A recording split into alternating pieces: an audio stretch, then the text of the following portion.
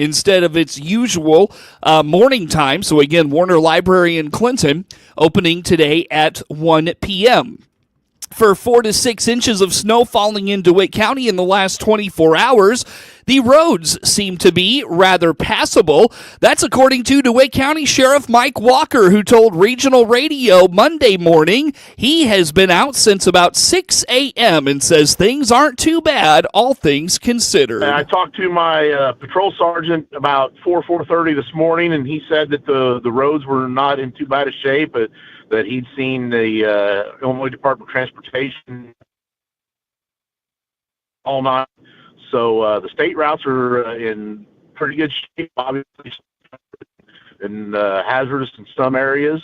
For the most part, they were pretty clear. The county highways are in pretty good shape. Got some drifting in areas, and the township roads are obviously a little bit worse because they don't have, you got your road commissioners out trying to take care of quite a bit of roads with a limited pass. So roads are passable. Obviously, you need to take caution if you need to get somewhere or leave a little bit early today. The sheriff says so far they've had no calls of any incidents on the roads due to the weather. He says EMA is reporting about 4 to 6 inches of snow in DeWitt County. As far as I know, we haven't had any since the event started.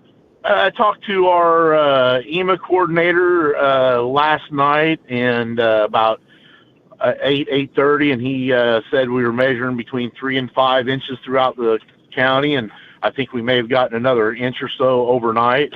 So I'd say probably between that 4 and 6 inch range, just depending on where you are in the county.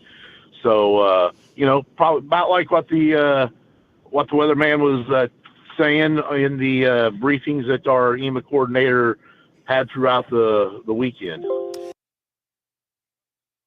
Sheriff Walker adds the county courthouse is open its regular hours and business will proceed as usual in the county building.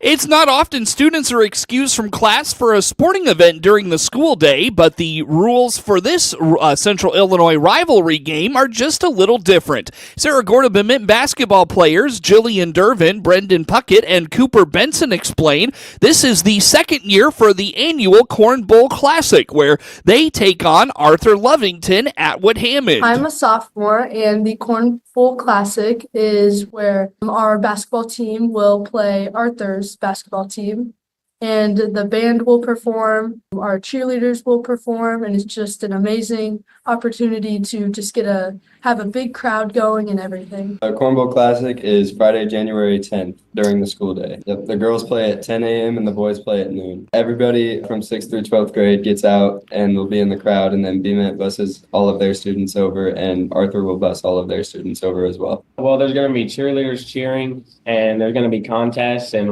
awards given out during halftime, and the mascots usually form a little show and they go back and forth with each other.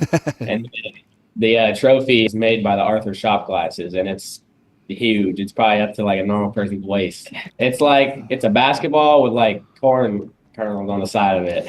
The Corn Bowl trophy is currently in the hands of Arthur Lovington Atwood Hammond, and the students say they're looking forward to working together to bring the trophy home. Superintendent of Cerro Gordo Schools, Dr. Emily Widener, notes the big event was started by Cerro Gordo High School principal and basketball coach, in addition to the Arthur Lovington Atwood Hammond athletic director.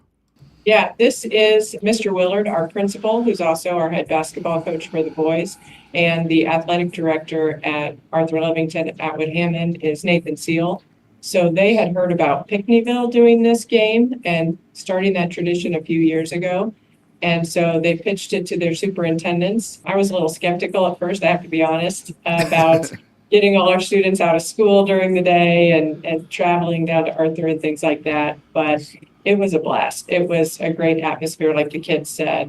And a lot of times our athletes are busy during each other's games. So the girls have practice when the boys have a game, things like that, or both have games on the same night. So this is a really cool chance for for everybody to be at a game, and it just is a really fun kind of electric atmosphere. So we're looking forward to hosting it. Dr. Widener invites the community to pack their gym for this game. Both games take place on Friday, January 10th. The girls tip off at 10 a.m. and the boys begin at noon. A University of Illinois Extension Director is hoping to encourage more kindness in her communities through an initiative she's introducing this year. Terry Miller-Casey is the director of the University of Illinois Extension for Logan, Menard, and Sangamon counties and explains her Be Kind 2025 initiative is focused on remembering to be kind when others forget. I just decided that let's make this 2025 the year of Be Kind. And so we're kind of focusing on that with our programs and with 4-H. We know that sometimes this world's not so kind. And so we really want to help our youth and our families know that kindness is always the best way. So I got really clever and I created an acronym with a saying that goes along with each letter of Be Kind. And so it goes like this: be kind, be respectful, speak with kindness and respect because it's the right thing to do. E, expect respect. 4-H expects respect and kindness from our adults and youths in all programs and interactions. K, kindness matters. Kindness reflects the heart in 4-H. I, inspire others. Set a high standard and example for our youth and the public. N, never be rude. It hurts people. It stops cooperation and it solves nothing.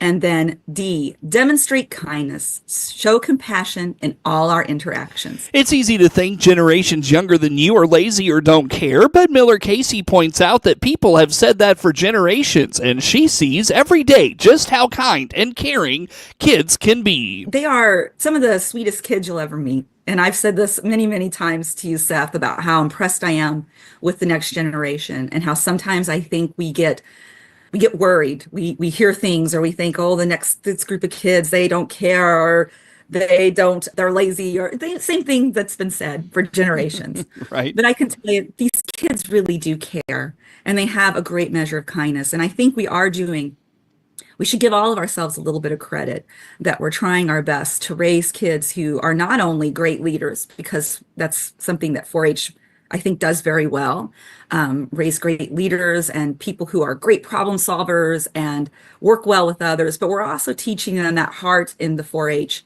that kindness is important in a world that sometimes isn't always kind. And so once again, we want to be the leaders as 4-H members, as 4-H community, in setting the tone in 2025 of we're working together, we're cooperating together because we have a shared reason to, our love of our community. Miller-Casey says the challenges faced by young people today are different than those of their elders, and kindness is a value that should and can be held by everyone. She plans to put up a poster in their offices and even make a t-shirt to help remind people of the initiative. News time, 17 minutes after 8 o'clock here on this Monday. We stream to Facebook and YouTube, brought to you by Peterson Insurance, your Pekin Insurance agents in Clinton.